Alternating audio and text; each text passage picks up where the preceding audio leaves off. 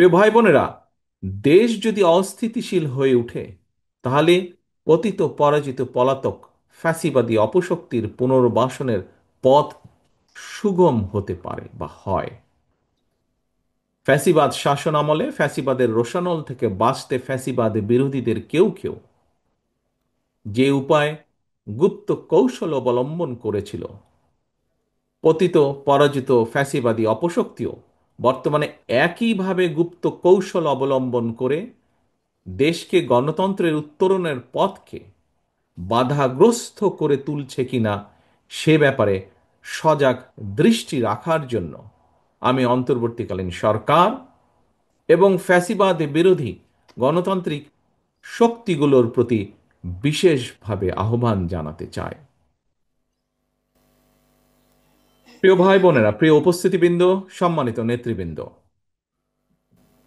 5ই আগস্টের পতিত পরাজিত পলাতক অপশক্তি কোনো দলের আড়ালে গুপ্ত কৌশলে ভূমিকা রেখে যাতে দেশকে অস্থিতিশীল করে তোলার সুযোগ না পায়, গুপ্ত বাহিনীর সেই অপকৌশল থেকে রক্ষা পাওয়ার জন্য অন্যতম প্রধান কৌশল হচ্ছে একটি, ফ্যাসিবাদ বিরোধী জাতীয় ঐক্য বজায় এবং বহাল রাখা। এ কারণেই বিএনপি অন্তর্বর্তীকালীন সরকার এবং ফ্যাসিবাদ বিরোধী আন্দোলনের রাজপথের সঙ্গীদের সাথে সহযোগিতা এবং সমঝোতার দৃষ্টিভঙ্গি সমুন্নত রেখেছে। বাংলাদেশের রাজনীতিতে বিএনপি বরাবরই একটি শান্তিকামী, সহনশীল, গণমুখী রাজনৈতিক দল, গণতান্ত্রিক রাজনৈতিক দল। ভিন্ন দল, ভিন্ন মতের প্রতি ইতিবাচক দৃষ্টিভঙ্গি পোষণ করা এটি বিএনপির রাজনৈতিক সংস্কৃতির অংশ। দেশে জনগণের রাজনৈতিক এবং অর্থনৈতিক ক্ষমতা নিশ্চিত করার স্বার্থেই বিএনপির রাজনীতি, যা কিনা আমাদের সম্মানিত মহাসচিব সাহেব তার বক্তব্যে একটু আগে আপনাদের সামনে উল্লেখ করেছেন।